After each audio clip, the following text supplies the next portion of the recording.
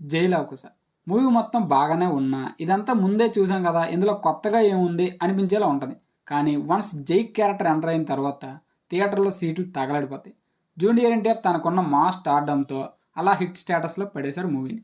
మూవీలో ఆయన acting peak లెవెల్లో ఉంటుంది. ఒక స్టార్ హీరో అయ్యిండి కూడా నెత్తితో మాట్లాడి ఫ్యాన్స్ని మెప్పించారు. ఈ మూవీలో స్టార్ హీరో కాకుండా ఒక నార్మల్ హీరోతో చేస్తే మూవీ రిజల్ట్ వేరేలా ఉంటుంది. నెక్స్ట్ ధమాకా.